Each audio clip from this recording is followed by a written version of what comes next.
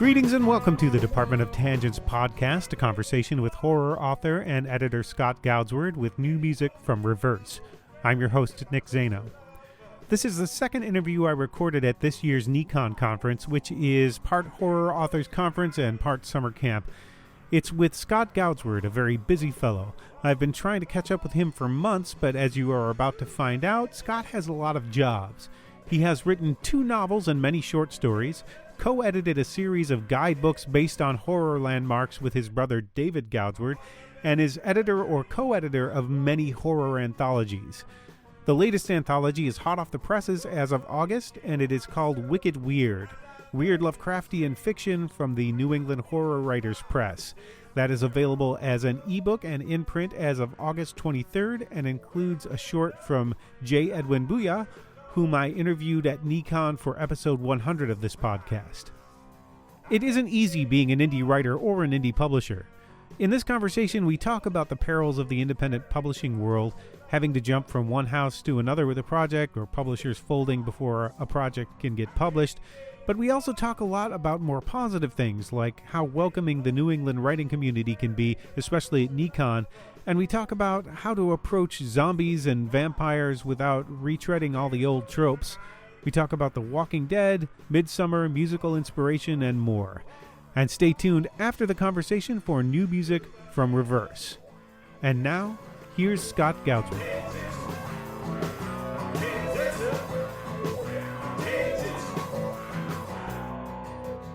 You're a novelist, a short story writer. You could say a travel writer as well, because of the in some sense, because of the guidebooks, and an editor. Do you consider any of those things your one job or your one true calling? No, I've also done screenplays, and I've done a one short film, which was a lot of fun and a lot of work, but I think it's all just encompassed under the title of author or writer, whichever you want to do. I like the editing because unlike most people, I like reading slush. Because I like finding that hidden gem at the bottom of all the other stories. I'm not calling all the other stories junk, but the ones we reject get pushed back, and then if not, you just find one just really, really cool story. And that's happened with both of the current anthologies that I've been reading. And with the nonfic, David is the workhorse for those. I'm the pretty face and back of it, and the marketing part of it. But I do all the modern stuff. He's a researcher, he's a genealogist, he's a historian. So he finds all that really, really rare old stuff, which I can never seem to find because my Google skills are crap. But I mean, when we did the first book, I got to read all the Rick Howdela stuff. So I read every book Rick had out, and it was amazing. And I stopped skimming, and I was just reading them. So instead of taking like a day to skim a book, I was taking a week and a half to read them all. And this, you're referring to the guides, the horror guides to Massachusetts. You've got Massachusetts, Northern New England, and Florida now. And Florida, we have there's another one in there. We have Massachusetts, Northern New England, Florida. We're working on Southern New England now, so we're doing Connecticut and Rhode Island, which we were hoping to get out for Necronomicon, but life happens.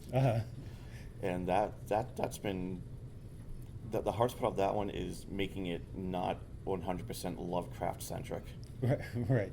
Well, and the point of them is, as we were talking just before we started rolling here, is that it's places you can go and visit that might be sort of creepy fun, but also things that have been referenced. Right. Some of them are, for the most part, they're indexes to where short stories and novels and movies take place within the various locations we do.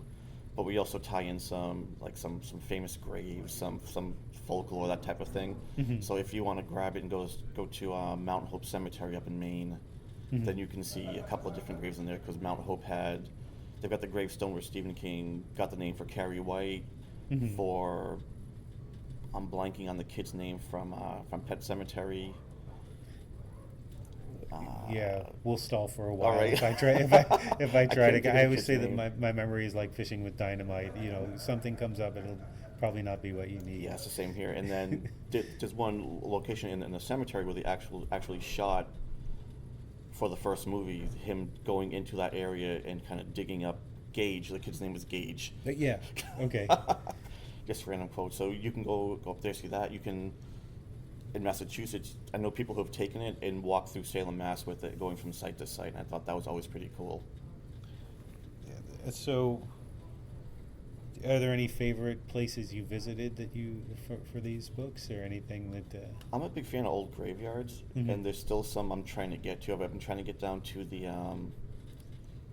I can't think of the name of it. It's where Mercy Brown is buried down in Exeter, who's a TB victim from the 1800s. And there's a big folklore story in back of that involving vampires and how that may have been the inspiration for Dracula, the novel. And I've been trying to get there for 3 months. It's just every weekend something happens, and now I'm at NECON, so I can't do it this weekend. Well, it's 100 degrees outside. Yeah, and and climbing for today.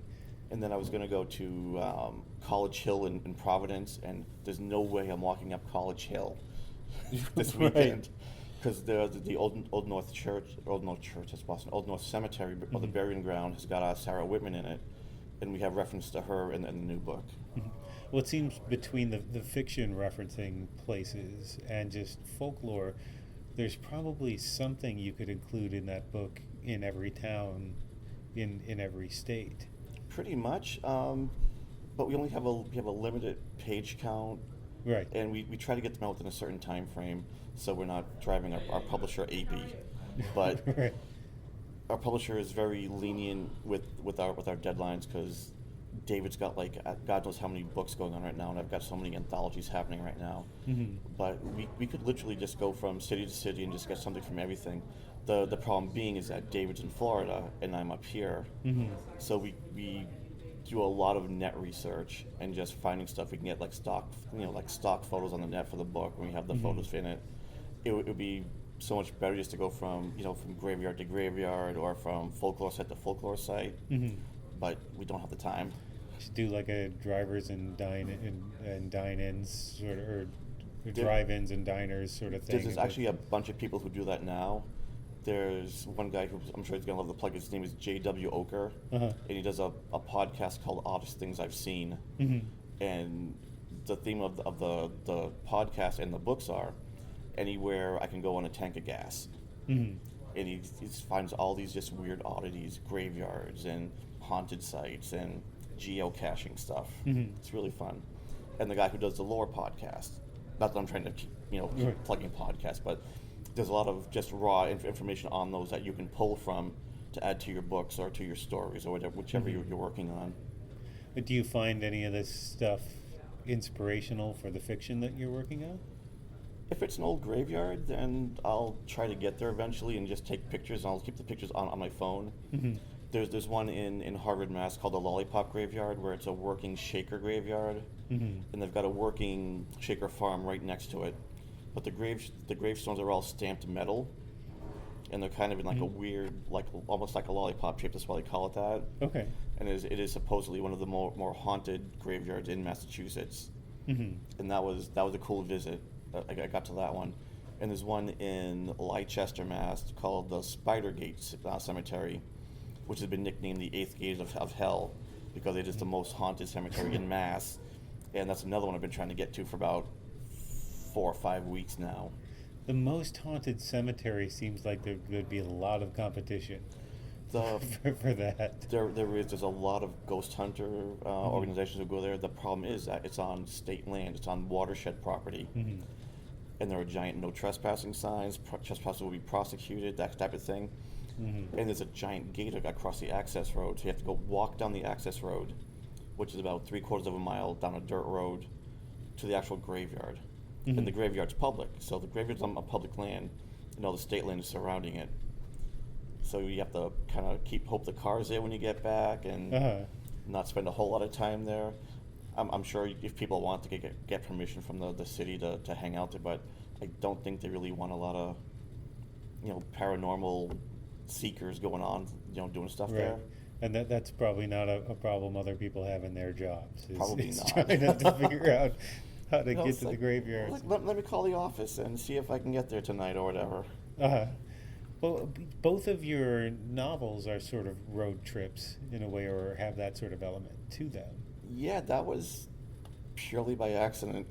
Uh-huh. With the first one, which is Trailer Trash, it tracks a teenage vampire hunter going cross country and just killing vampires and stuff. Mm-hmm. With the second novel, which is a zombie novel called Fountain of the Dead, I actually mapped out the route for the survivors to go from Massachusetts down to Florida to find the Fountain of Youth to try to find the zombie cure. Because that's incredibly detailed too, because you talk about which cities are hot zones and which you've got to get around and everything. So and it's just trying to make it not too much like all the current zombie stuff that's out there, and try to add a little bit more humanity to it, and not be too much like The Walking Dead. Mm-hmm. You do have, for many characters, you get sort of the flashback sometimes just before they meet their demise. Well, yeah, you have to do that for the whole character building and the whole world building thing. And with Fountain, if you track it on like Google Maps, you can go from place A to place B, and it's an actual map down the East Coast with some cities I like and some cities I'm not real keen on, and that shows it in the book. Cities you don't like tend to be the places with the murder squads. Yeah, those are the hot zones. Those are the ones where people are just going to come out and kill you, or they'll just like infest it with zombies the most. So both of the novels, one novel's a vampire novel and one's a zombie novel. When you're dealing with something that's been so well tread, how do you find something that interests you that's new in that sort of thing? I write it the way I want to write it. I mean, I love that stuff. I grew up on it. I grew up on werewolves and zombies and mummies and vampires and everything. But it's been so stomped on and so tread on over the years. It's hard to find something that's terribly like new and original. So you want to, I would think, focus more on the human aspect of it. Back in the 90s, you had all the Anne Rice stuff, which was just, we hate ourselves, we're vampires, we're rich and beautiful, kill us, we hate ourselves. Which, I still read, but... well, then there's the Dusk to Dawn reaction to that, where Quentin Tarantino was saying, I love Dusk to Dawn. Want them to be monsters again and kill people. You want them to just come out and not be goth enthusiast, I guess would be the... I don't know if that's the right words or not. But, they're monsters. They kill and they eat people to feed themselves and then continue on, the whole vampire thing or the whole zombie thing. Zombies are mindless. They're just walking feeding machines, which is why you work on the human element of that part. But in Trailer Trash, you had kind of a 2-track story going, that one following the vampires from Ireland as they come over here and find this sort of division of amongst vampires in the United States, a kind of sort of political division, right, or social or political division. And then there's the other track with Elvis, whose parents get killed in a... It's been a while since I read it. It seems like it's more of a slapstick, even. I tried to make it a little bit more lighthearted in the beginning for the kid leaving the trailer park where the parents were slaughtered by vampires and that type of thing. But that was like that. I try to make it more lighthearted where the parents got slaughtered. I did as much as I could with that. I was just the first couple of chapters is just all character building for the kid, for Elvis and his cohorts, and then also for the vampires. The vampire part of it came out because I was playing White Wolf, the vampire game, hardcore, like every week, and it's just like I had to. It was working its way into the story, so I had to keep going back and taking out bits, because like this one sounded like this White Wolf clan, that one sounded like that White Wolf clan, and I really didn't want to get sued. Small press or not, they will find you. So I think I got enough of the White Wolf out of it, but that's that's one of the things you do when you're a writer, is you pull stuff from what you're working on, and just don't cross any trademarks or copyrights or plagiarize. But that 2-track sort of feel of it almost felt like there were 2 different novels going on as you were following the vampires that come over from Ireland, and as you're following how Elvis gets involved in vampire hunting. The mood and feel of those 2 different tracks were very different for and you knew they were going to have to collide and synthesize at some point. Was there a conscious choice to for this story to be a little more serious and moody and this one to be more comic, and then for them to track together later? I was kind of got caught up in the whole goth vampire thing when I wrote that. So the short story that Trailer Trash is based on has nothing to do with the other vampires. It's just Elvis and his kill team. Mm-hmm. But when I needed the novel, I just couldn't do the entire thing just in one point of view about the kid. I needed to put something else and make another sympathetic character. And really none of the mercenaries that were killing vampires were that sympathetic. Mm-hmm. And the ones that were, I killed. But, you know, I like the whole vampire point of view. And I like the part where it was that different from the human side of it. Mm-hmm. And it was going to work out, too. I was writing a 4-book series for it, and I stopped at 1. Well, there's another element to that, is there's a group of humans who are kind of vampire groupies, which feels almost like a critique of maybe things you didn't like about the vampire genre. The vampire groupie thing is actually like a real thing, like they have or had back in the 90s, places where you could go and dress up like vampires or go goth. And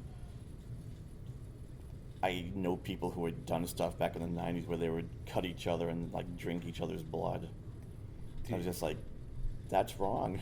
Which is in the context of... No, back in the 90s too. I mean, it's just... I never understood that, so I just kind of worked it into the book. Right. Yeah. Well, and considering we're at NECON, where every outlandish idea you could possibly have is welcomed with open arms. If somebody here is looking at something you're doing and going, you're probably seriously off track somewhere. I can honestly say I've never seen any bloodletting or blood sharing or blood drinking at NECON. Uh-huh. And like I said, I wish I'd never heard about it, but there was just some people who I knew back in Boston back in the 90s who were into that. Mm-hmm. So in Trailer Trash, you have these different elements. In Fountain of the Dead, you have the more human elements. How much of what you write is in more well-worn sort of territory is a critique of things that you have seen and didn't like? You know, like how inspirational is it if you hate Walking Dead this week and want to do something better? If I hate Walking Dead, I just bitch about it on Facebook. I'm very open about that. But when Fountain came out, they were still on like season 3 or 4, 5 or 6. Mm-hmm. But there's just to go off on a little tangent. There's a novel competition everywhere called NaNoWriMo, which happens in November, and the idea is to write 50,000 words in that month. So in 30 days, you're writing 50,000 words. You're supposed to be writing 1,700 plus words a day. Right. And that's how Fountain came about. I wrote it for NaNoWriMo, and then when NaNoWriMo was over, I just kept going on it. It was just like a little side project, and it worked out. Mm-hmm. I'd sold the book originally to Twisted Publishing, and then the guy who owns Twisted Publishing had a nervous and physical breakdown and just disappeared for a year. Mm-hmm. So that's indie publishing. Yeah, I felt bad for the guy. I mean, he had his own business outside of publishing. I'm not going to say his name. Uh-huh. But and it was Twisted Publishing. So somebody should have seen it. Right, but I mean, he was still paying all the authors he had for novels or anthologies, and then when the contract expired, because it just languished in limbo for a year, I sold over to Postmortem Press, and he debuted that at I want to say Texas Frightmare Weekend. And I think I really ventured way away from the question. No, that's okay. Well, because you're getting into another thing that would be interesting for people to know about is the life of an indie author and an indie publisher. This is small press. This is how it happens. You know, even when you're with the big presses, I'm sure, you know, you sign the contract, you send the edits off, and then you just wait and wait and wait. And it's a very small percentage of people who get support. Right. Even people who are on the big publishers, most of those people are hustling for themselves Exactly. too. Publishing's it's a rough world. Uh-huh. And everyone wants that giant Stephen King or Dean Koontz check, but I think I forget who had said it. Less than 5% of people who write make that. Right. So of all the thousands and hundreds of thousands of people who are writing stuff and want to be that famous, less than 5% will make it. I'm not trying to discourage anybody. Keep writing, but be realistic.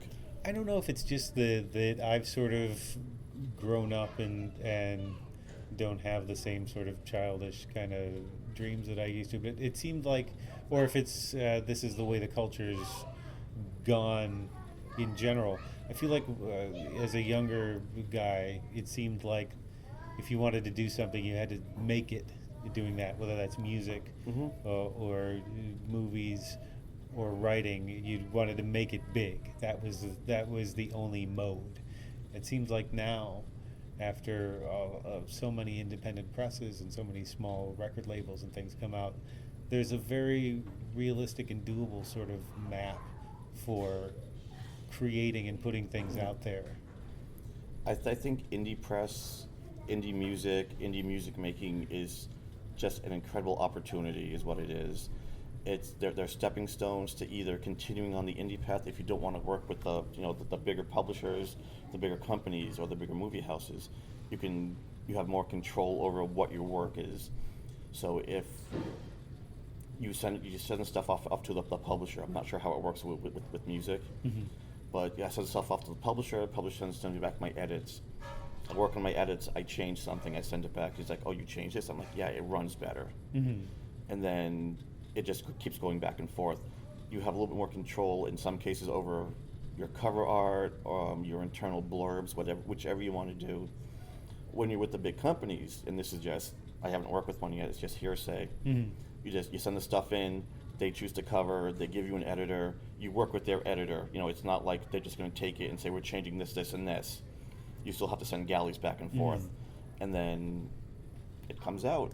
Yeah. With the indie stuff, you're not only writing it, you're marketing it, you're promoting it, you're hauling it from show to show, trying to hawk them. It's a lot more involved. With the control comes the responsibility Right. of doing all of that stuff. So if you're working with like a micro press or like a smaller press, then you say, hey, I need to have 20 copies of book A and haul them to convention B and hope they sell.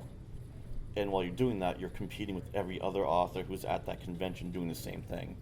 Well, what kind of surprised me when I got more sort of, this is only my second year at NECON, I can't say that I'm a veteran or anything, but walking around some of these tables at the Halloween book fair in Haverhill and at the dealer's room in NECON here, it surprises me how many authors are on more than one, or with more than one publisher, especially Right. if you're really prolific.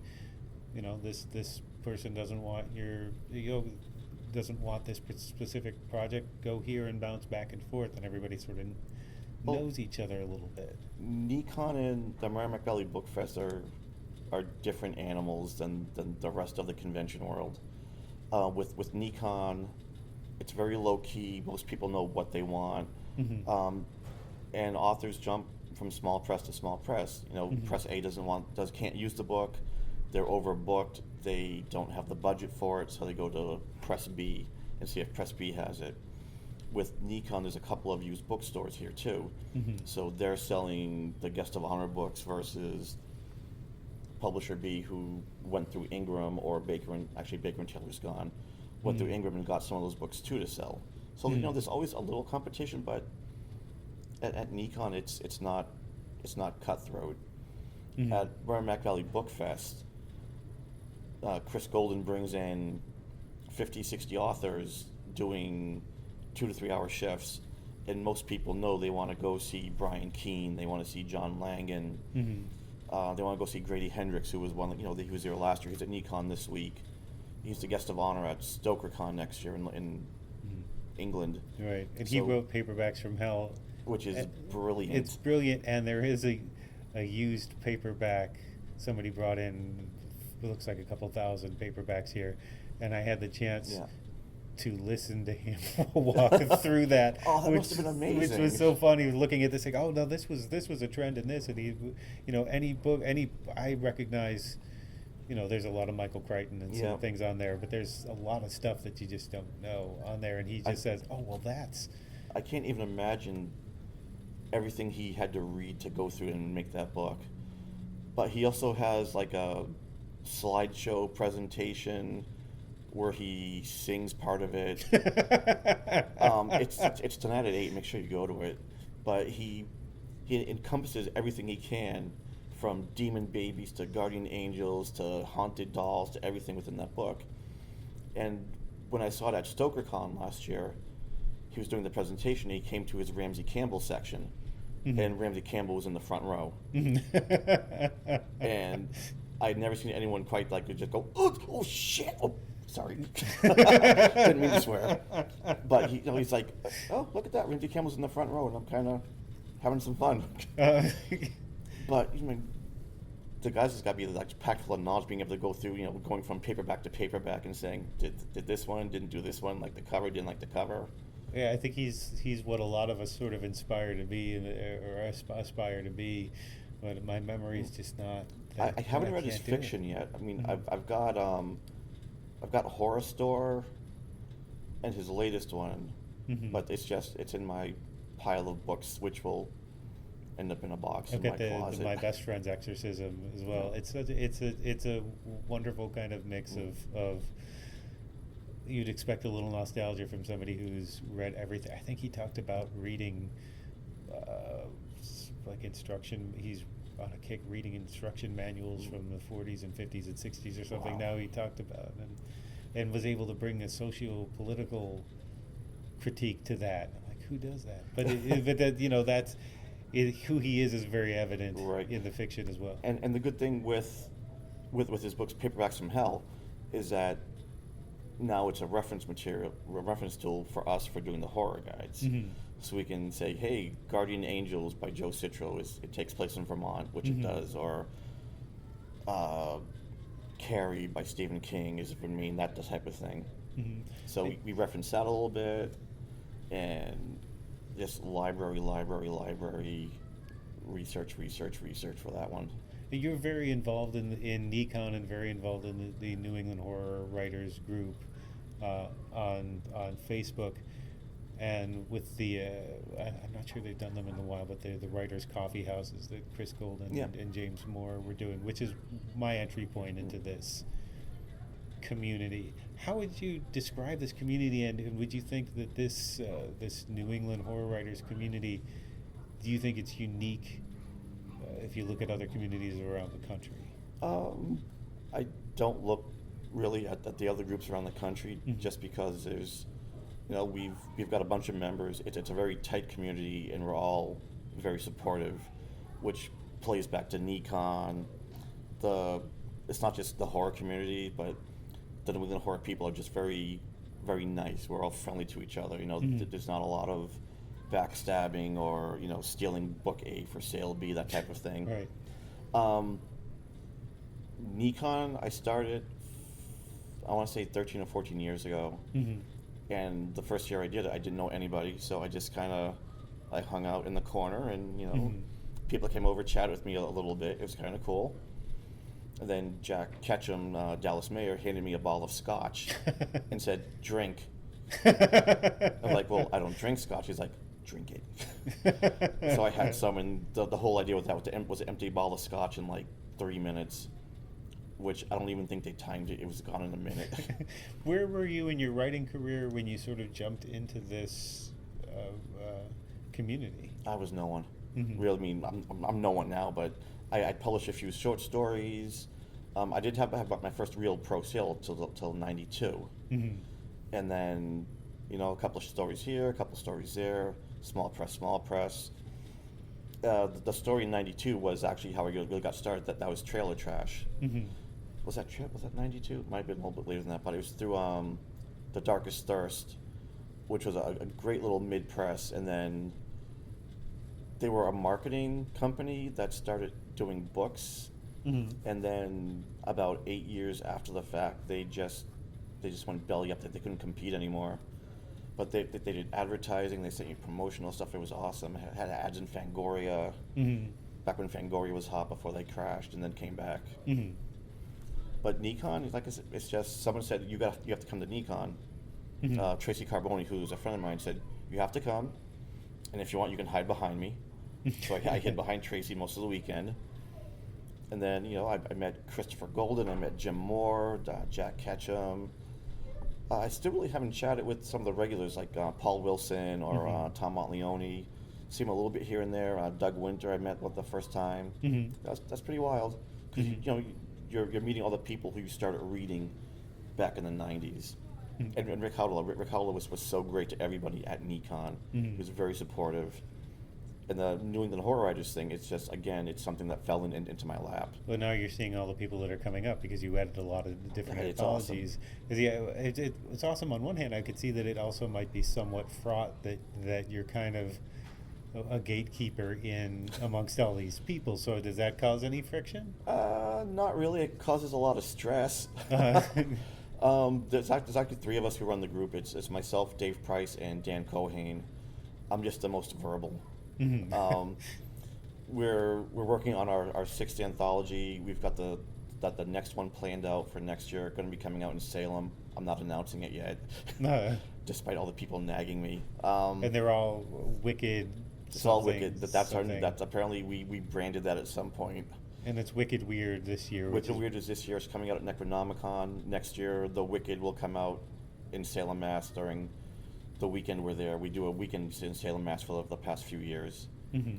And there was a lot of drama, and there was a lot of fist shaking, and then everyone who was running the group quit.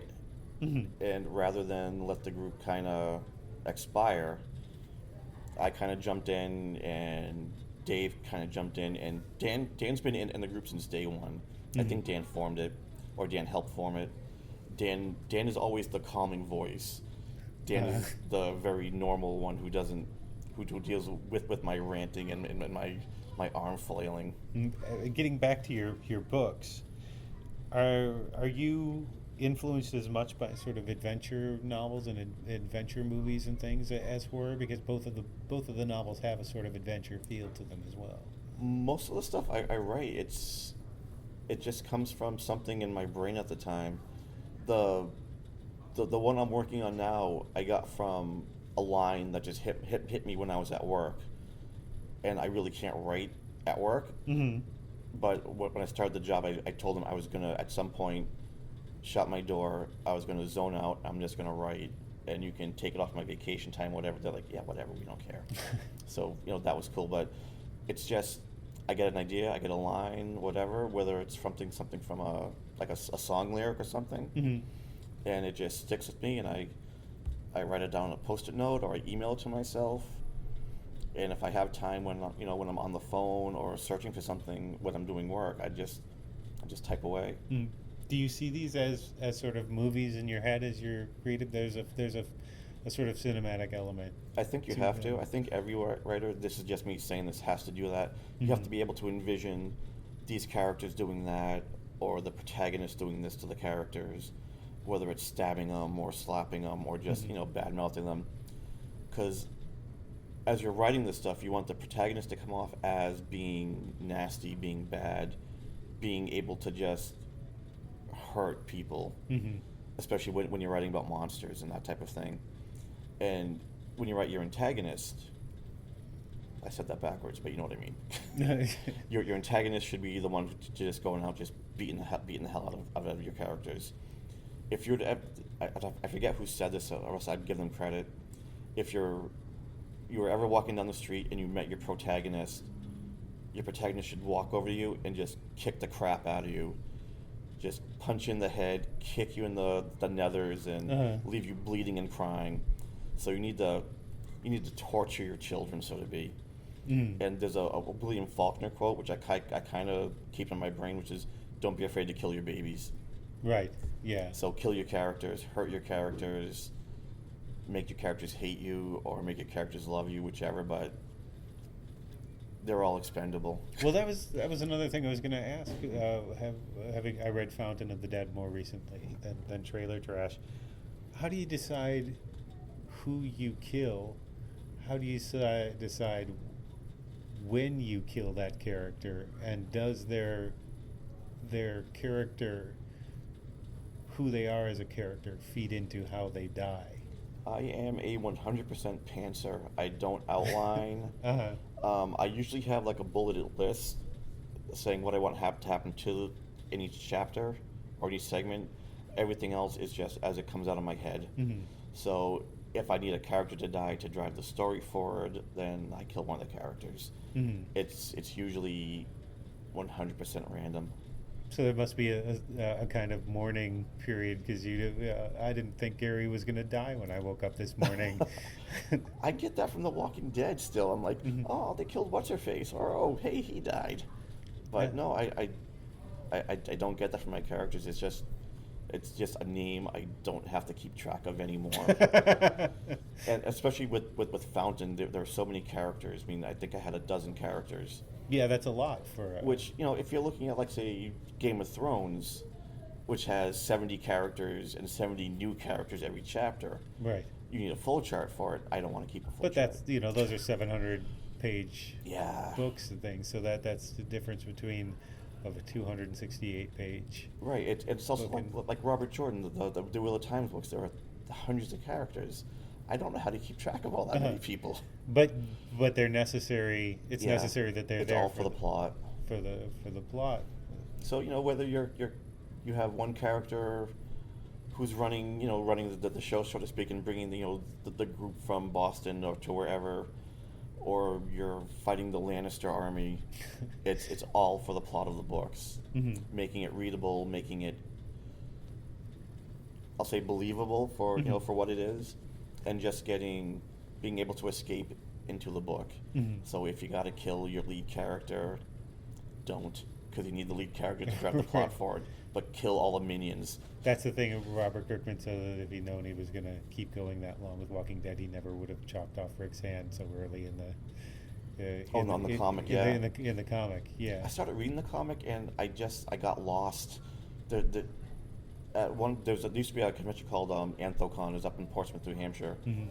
and I won the Walking Dead omnibus. It was 1,000 pages. It's an intimidating thing I look at that and think, all right, on one hand that would be handy because it's all right there and it's one book. On the other hand, how do you physically read that thing? I don't know how you open it. I stubbed my toe on it one night while walking through my house, and then a week later I gave it to a friend who had won volume 2 and didn't have volume 1. Mm-hmm.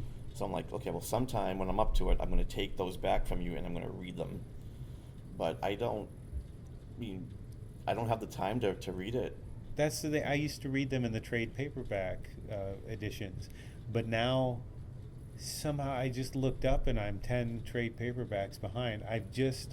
Where I stopped was just after the All-Out War arc. Mm. So there's so much that happened after that you really do. They do publish character guides to that now. And now I feel like if I want to go back, I may have to either go back and read 2 or 3 trade paperbacks before. Because I'm like, well, where's Aaron? Where was... He's dead. Was he... how did I miss him dying? I loved him. If I were going to go back, then I would probably go back and read the Whisperer's story arc. That's just where I'm getting to. But I would need a flow chart for who's still alive in the show versus who's alive in the comic book.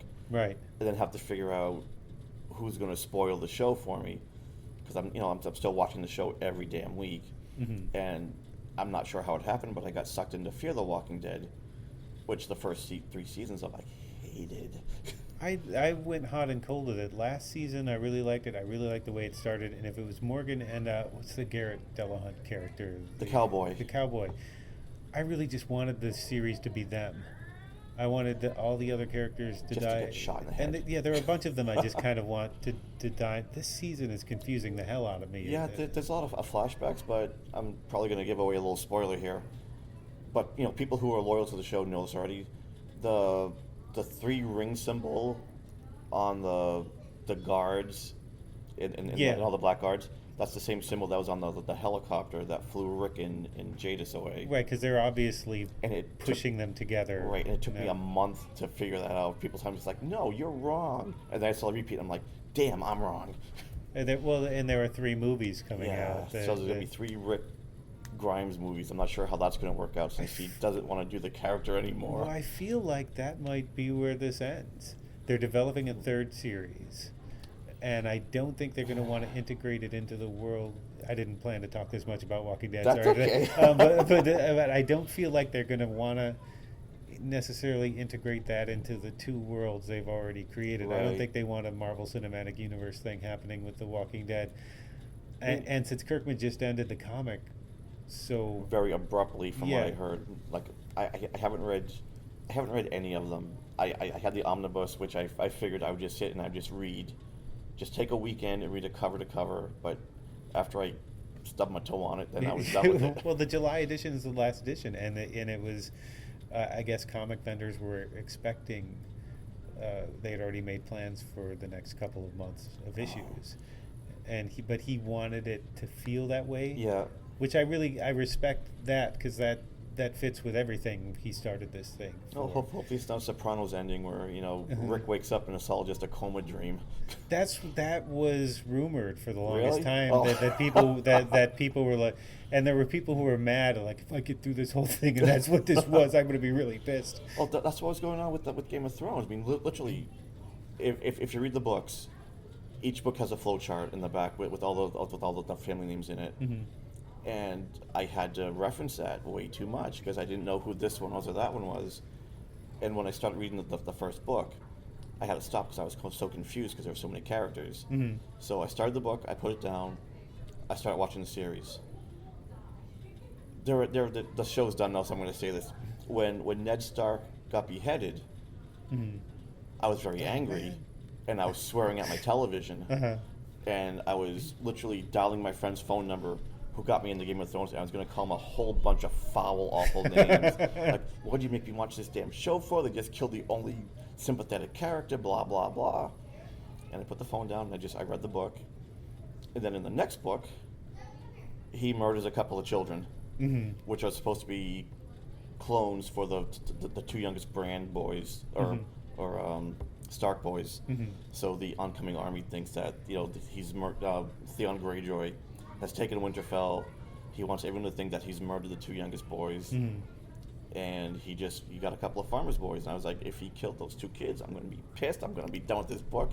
I actually looked it up on Wikipedia to make sure they weren't dead. It's like that if Daryl dies, we riot thing. Daryl. Which happened with what's the Skidmark, the cat in. If they kill the cat, I'm done with the show. Right. That's another thing. I don't know that I've ever talked with with somebody on the podcast about this before. When you kill the dog, it pisses me off. It's the simplest device to get you to hate the villain, but it works on me every goddamn time. Well, Joe Hill did it once, and I feel like I need to talk to him about that on a personal level. We shouldn't be hanging on The Walking Dead here, but if they kill Daryl's dog, if they kill the orange tabby cat in Fear the Walking Dead, I'm going to be very mad because he's the only good character on that show aside from Morgan. Yeah. Well, I still like the Garrett Dillahunt character. Yeah. I kind of like that they brought Dwight back. I liked all the new characters that they introduced because the first 3 seasons was just awful, in my opinion. This is just me talking, not anyone else.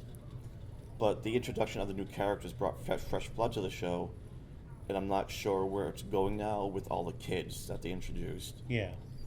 Yeah, this season, my wife nailed it. She said that this is clearly a transition season, and it's not interesting.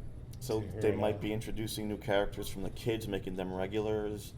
Or the new series is based. Or the new series is. I think they've confirmed that it's kids. Is it? It's like teenagers is who it goes. So they're trying to profit on Jonathan Mayberry's Rotten Ruin, are they?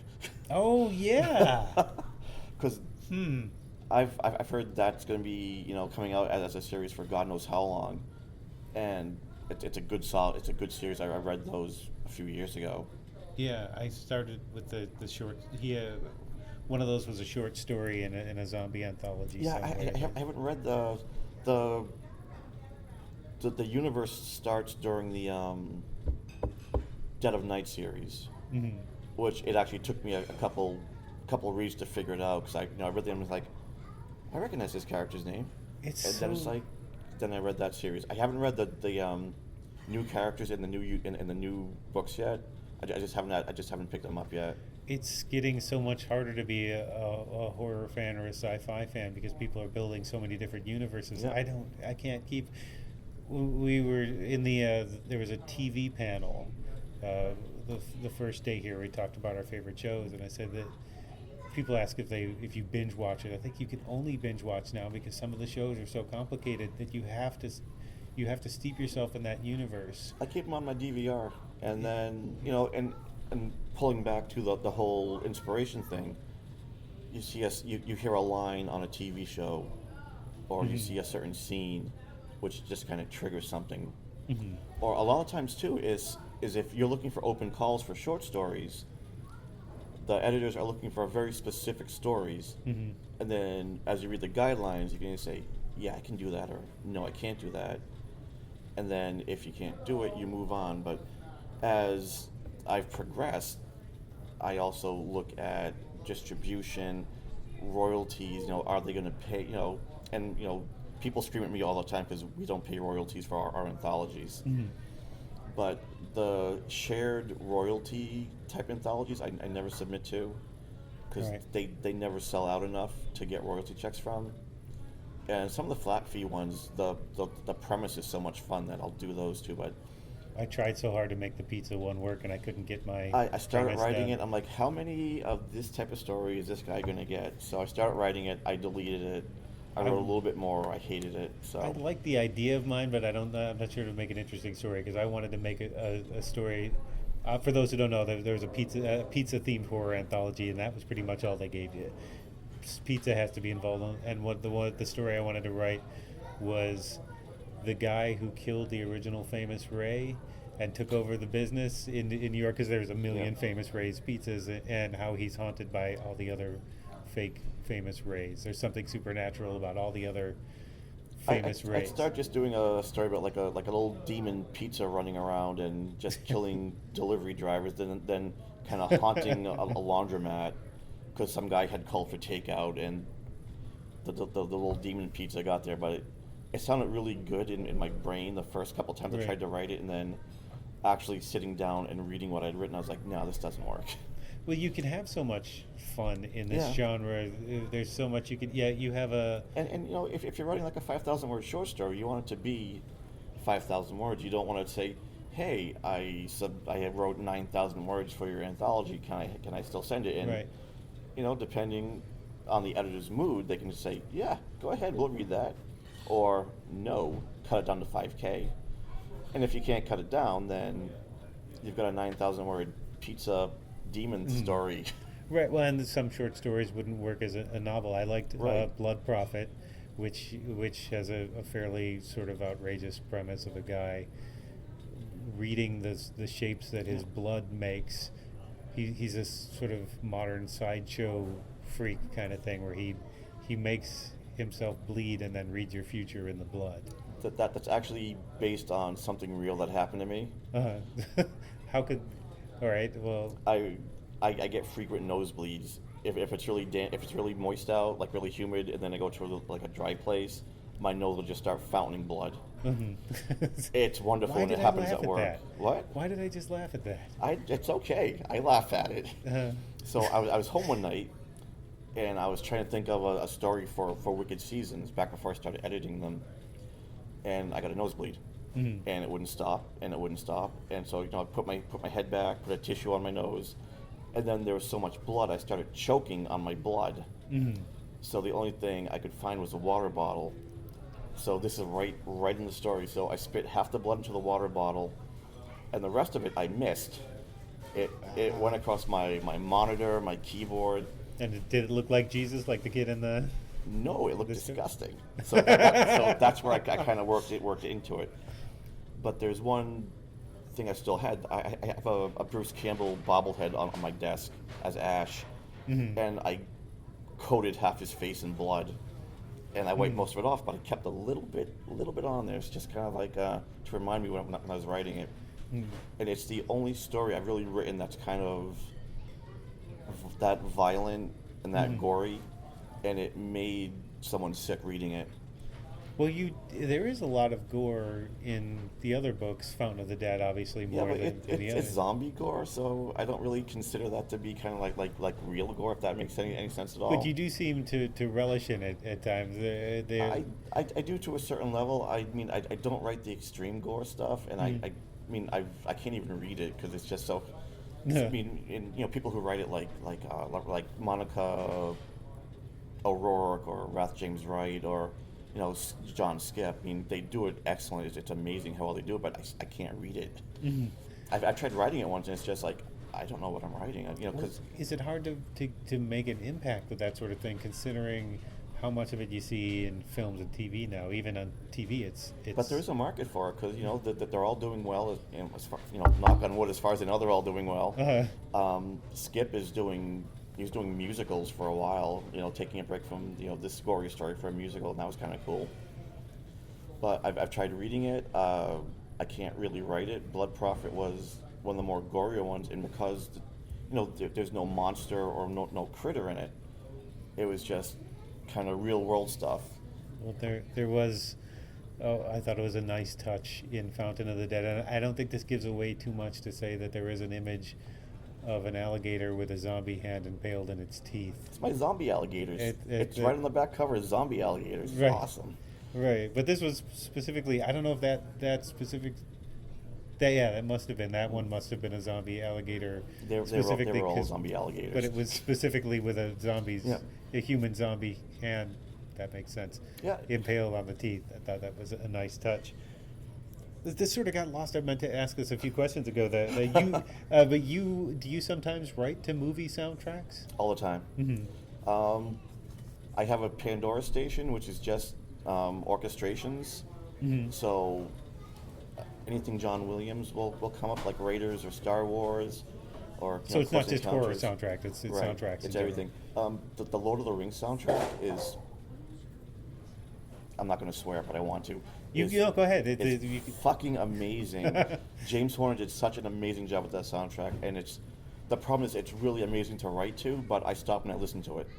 Mm-hmm. So Halloween, anything John Carpenter, I've scared myself writing to the Prince of Darkness soundtrack because the soundtrack is just that intense. Mm-hmm. What do you get out of doing that? Does that inform the emotion of what you're writing? I think if you have a little bit of being afraid in the background going on, and that will help you because Prince of Darkness is just like very calm, kind of subtle music, and then just blasts at you, and then not like a jump scare almost. And I love the movie, and Carpenter's amazing. I got to see him in concert a couple of years ago. Yeah, I saw that tour. It was. Got the shirt on. It was so fun to see him as a rock star. It would have been more fun if he moved. Well, he kind of moved. Did you see him in Boston? Yeah, I saw him in Boston. Yeah, so we were at that same Royale. show. Oh, I think I might have actually seen you at that show. Yeah, we were there. Very briefly. Jason LeBlanc was there from the Boston Horror Society. That was one of their meetups. Mm-hmm. And even though I got stuffed in the back of the theater, I mean, I still had a good spot to see it all. It was. I don't know that I'd go see it again, but I'm really glad I went to see. If it was in a different place, I'd go see it in a different place. Yeah.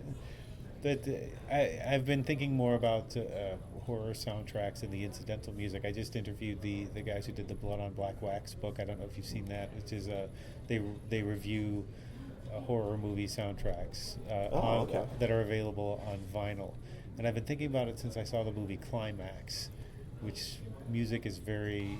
Don't know that one. It's a bunch of dancers who go out to this it's sort of based on a true story, who go out to this remote place before they're about to get on to always tour. A remote place. Well, but they're about to go on tour, and they're practicing and rehearsing, and they let loose one night, and somebody doses the punch with LSD, and it gets really freaky and at times murderous, but it's just that club music soundtrack.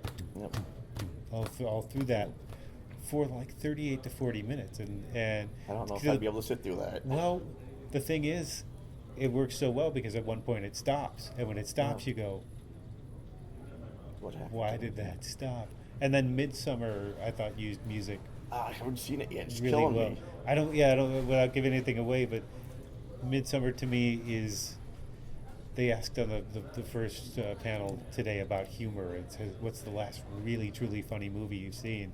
I think Midsummer is laugh out loud funny and also effective as horror to me. Okay. Anyway, and I'll talk to you after you've seen it to see what you think, because the music is a big point of the absurdity of that. I planned on seeing it last weekend, and then I was going to go see it Thursday morning before NECON. Mm-hmm. And I just spent so much friggin' time packing everything up and getting everything into the car that I didn't get to go see it. Right. This is a big production Yeah. for this is a one time a year kind of.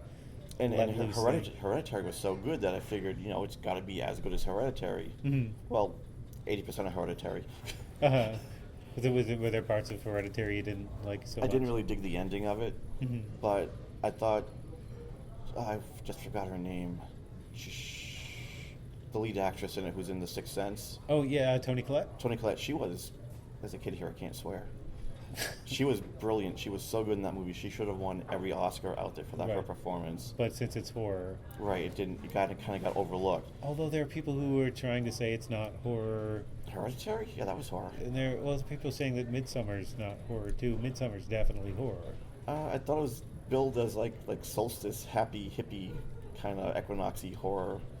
I don't know if It those was, are actually but- words or not, but You get that the problem a lot. A lot of people, not a lot of people. There, I'm probably blowing up the problem, make it seem more. But there's a couple of people on Facebook went to see it, and then I saw the review the next Yeah. day was just so we're clear, this isn't a horror movie. And I saw it, and I said, I don't know what the hell they're thinking that this isn't a horror movie. they're actually releasing another version of it, which is a half an hour longer. And I forget where I had read that. So they've got the theatrical version. Mm. I'm not sure if it's being re-released in the theater as a half hour longer or on video as a half hour longer. I mean, it's already 2.5 hours. Yeah, it's gonna be longer. Which kind of breezed by for me. I thought it didn't feel like a 2.5 hour movie. I was getting ready to go see Endgame in the theaters again with all the new added footage, and then I found Wait, out there's that added footage for it now? yeah, they had like another 7-8 minutes, but it's all post credit scenes. So Oh, that's you get to that's sit. not fair. No, it's not. So I didn't go see it. So I'm just gonna rent it when it comes out. Yeah, that's such a Yeah, crappy so thing to do to It's all somebody. the stuff that ended up on the cutting room floor is on after the credits.